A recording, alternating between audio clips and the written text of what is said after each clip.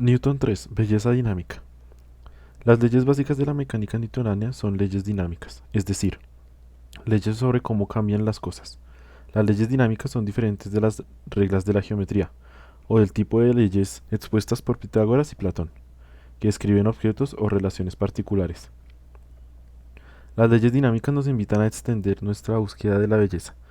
Deberíamos considerar no solo el mundo de lo que es, sino también, y de forma primaria, el mundo mucho más vasto e imaginativo de lo que puede ocurrir.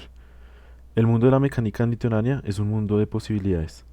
Esa búsqueda expandida descubre oro en la montaña de Newton, figura 17, pero necesitamos un poco de preparación antes de poder visitarla. Tierra contra cosmos. Los predecesores inmediatos de Newton dejaron la filosofía natural con con una gran tarea inacabada. El Siderus Nuncius, mensajero de las estrellas de Galileo, contiene docenas de sus bocetos de la Luna, tal y como la veía por el primer telescopio astronómico, una lente de aumento 20x de su propia construcción. Los patrones de luz y sombra revelan claramente que la Luna tiene una topografía rugosa, figura 16. Figura 16. Algunos de los llamativos dibujos de Galileo de la Luna telescópica. Mientras Galileo trajo a Tierra las esferas celestiales, Copérnico puso la Tierra en movimiento, como un planeta entre muchos otros, y Kepler halló regularidades precisas de los movimientos planetarios.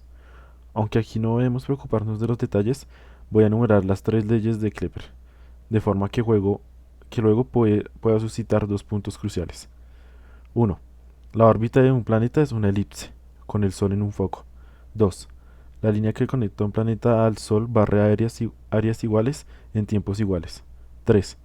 El cuadrado del periodo, es decir, la duración del año del planeta, es proporcional al cubo del eje mayor de la elipse. El primer punto es que estas no son leyes dinámicas, describen relaciones consumadas, no reglas de cambio. El segundo punto es que son reglas sobre el movimiento de los planetas, no tienen nada que decir sobre los movimientos que observamos más cerca de casa en nuestra experiencia terrenal. Son informes alienígenas llegados de un universo conceptual diferente, incluso aunque la Tierra misma es un planeta. La gran tarea inacabada entonces era reconciliar la Tierra con el cosmos. ¿Cuáles son las leyes comunes que gobiernan a la vez esos reinos visiblemente similares? La montaña de Newton. Hay muchos diagramas geométricos en los Principia de Newton y varias tablas numéricas, pero solo un dibujo, figura 17. Para mí es el dibujo más bello de toda la literatura científica. Figura 17, la montaña de Newton, un gran experimento mental. Obviamente, visto solo como una pieza de aptitud artística, este dibujo es un logro más bien modesto. Lo que hace bello son las ideas que nos invita a imaginar. Es una invitación a un experimento mental que insinúa que los objetos que caen a la Tierra y los cuerpos celestes que orbitan en el espacio están haciendo el mismo tipo de cosa, y por tanto sugiere la posibilidad de una fuerza universal de la gravedad. Estás en la cima de una montaña y arrojas una piedra horizontalmente, es decir, paralela a la superficie de la Tierra. Si la lanzas a pequeña velocidad, solo recorrerá una corta distancia mientras desciende hacia la superficie. Si la lanzas más fuerte, recorrerá más distancia antes de caer. En la práctica, ningún mortal puede arrojar una piedra con la suficiente fuerza para que recorra una fracción significativa de la circunferencia de la Tierra. Pero no importa, esto es un experimento mental, y se nos anima a sustituir el poder físico por el mental. Lánzala más fuerte. Con el ojo de tu mente verás, como en el dibujo, que el punto final de la trayectoria empieza a acercarse sigilosamente al punto de partida. Y entonces, a medida de que lanzas aún más fuerte, llega un momento en que tienes que agacharte para que la piedra no te dé en la nuca. Una vez tomada esa precaución, puedes ver que la piedra repite su actuación, porque porque ha alcanzado una órbita circular. Y la resistencia del aire, por favor, esto es un experimento mental. Puedes poner tu yo mental en la cima de las montañas imaginarias y aplicar la misma lógica para ver la posibilidad de que los cuerpos orbiten la Tierra a cualquier distancia, bajo la influencia de su gravedad. Puedes imaginar una montaña realmente alta y una piedra realmente grande, y cuando la piedra esté en órbita, llamarla la Luna. Y he hablado del cuerpo de la figura como si fuera la Tierra, pero está dibujado como una idealización, con unos rasgos de superficie vagamente definidos y una montaña de proporciones poco realistas. La clave aquí es precisamente que el cuerpo no tiene por qué ser la Tierra. El mismo experimento mental puede aplicarse al Sol y explicar cómo la gravedad del Sol mantiene a los planetas en sus órbitas. o a Júpiter, explicando cómo la gravedad de Júpiter mantiene a las lunas galileanas en sus órbitas. La idea de una gravedad universal que actúa entre cuerpos de toda clase lleva este experimento mental mucho más allá de donde nosotros, o Newton, tenemos derecho a extrapolar el tipo de experiencia diaria, una piedra que cae al suelo, que nos lanzó a este viaje a la imaginación. Los experimentos mentales no prueban nada, pero pueden indicar caminos fructíferos que merece la pena seguir con una investigación más cuidadosa.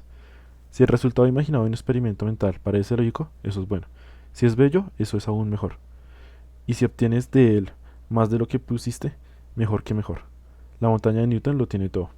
Hay una famosa leyenda que parece surgir de algunos recuerdos improvisados de Newton en su edad provecta, que sostiene que lo que le condujo a pensar en la posibilidad de una gravedad universal fue ver una manzana cayendo al suelo en su casa de Woolsthorpe. En su versión escrita no hay manzana, sino solo esto.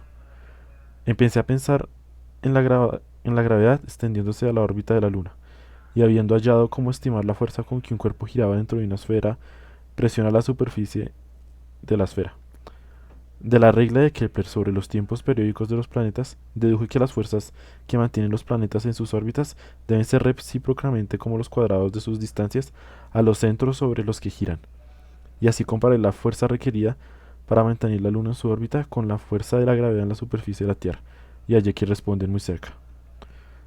Fuera o no su pensamiento estimado por la caída de una manzana, ese fenómeno en sí mismo no podría dar mucho que pensar.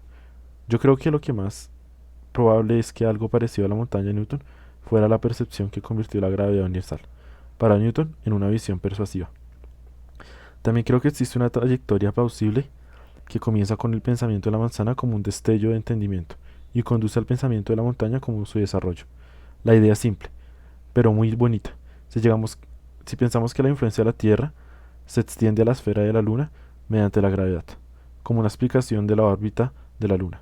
Estamos asumiendo una conexión entre dos tipos de movimiento que parecen muy diferentes. La gravedad, observada desde la Tierra, mirando manzanas, digamos, es un proceso de caída hacia el centro de la Tierra.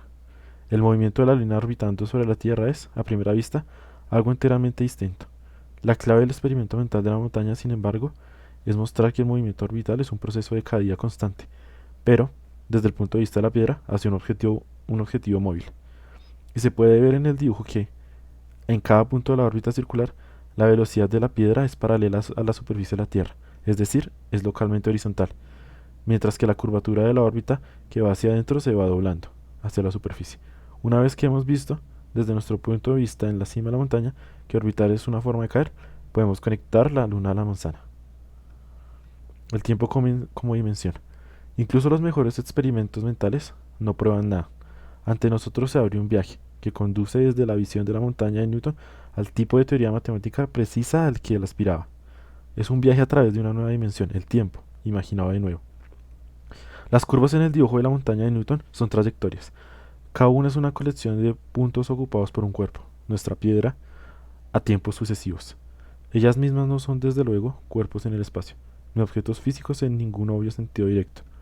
Y aún así las trayectorias definen objetos geométricos, y las trayectorias son, como veremos, fundamentales para comprender la física del movimiento. Para apreciarlas de forma adecuada, vamos a darles un hogar. Una trayectoria contiene información sobre el movimiento de un cuerpo, pero de la simple curva no podemos inferir cuánto pasó el cuerpo por cada parte. Podríamos poner marcas temporales a lo largo de los puntos de la curva, restaurando así la información perdida, pero eso se vuelve muy incómodo si queremos considerar varias trayectorias a la vez, porque cualquier tiempo corresponde a un batiburrillo de puntos, uno en cada trayectoria, con sus patrones desviándose al pasar el tiempo. Un procedimiento mejor es considerar al tiempo como otra dimensión. Las trayectorias tienen su hogar natural en el universo conceptual ampliado que se resulta, el espacio-tiempo. Para plantear la naturaleza esencial de este profundo remodelado, revisitemos una situación más simple que la montaña de Newton, como es la carrera paradójica entre Aquiles y la tortuga. En primer lugar, date cuenta de que, en este cuento, las trayectorias en el espacio no son más que dos líneas rectas parcialmente solapantes, algo no muy informativo. Ascendiendo al punto de vista del espacio-tiempo, podemos remirar la carrera entre Aquiles y la tortuga de un modo que haga más justicia a su carrera y es por extensión al movimiento en general. Si queremos sincronizar nuestras descripciones de las dos trayectorias, Tiene sentido introducir el tiempo como una cantidad separada, una nueva dimensión, y poner los puntos que marcan las posiciones de los corredores a cada tiempo. La figura 18 lo expone. Figura 18. A medida que el tiempo progresa hacia la derecha, tanto Aquiles como la tortuga avanzan por la pista, que aquí se representa hacia arriba. La trayectoria de Aquiles es más empinada porque él cubre mayor distancia en un intervalo dado de tiempo. Aquí el tiempo se ha convertido en una dimensión hecha y derecha, al mismo nivel que la distancia, es decir, el espacio. En esta figura, la estructura lógica del argumento de Zenón se expone al desnudo, y la paradoja se disipa. En el espacio-tiempo, las dos trayectorias, una más empinada que la otra, no pueden evitar cruzarse. Puedes divertirte un poco, puedes divertirte un poco hallando el tiempo en que Aquiles alcanza el punto de salida de la tortuga, luego el tiempo en que Aquiles alcanza el punto al que la tortuga se había desplazado entonces, cuando Aquiles había alcanzado el punto de salida de la tortuga, y así recrear y desactivar la formulación original de Zenón.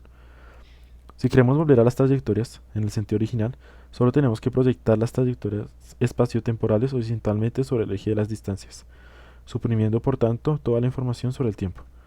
Las trayectorias de la montaña de Newton ya están dibujadas en el espacio bidimensional, así que sus versiones espaciotemporales tendrán que vivir en tres dimensiones. En ese espacio-tiempo tridimensional, las órbitas circulares se despliegan como hélices. También puedes, en un ejercicio de imaginación matemática, proceder al revés. Toma el espacio de dos o de tres dimensiones y finge que es espacio-tiempo. De esa manera, las curvas geométricas ordinarias se reinterpretan como trayectorias dinámicas, o dicho de otra forma, las consideraremos como movimientos de un punto a través del espacio.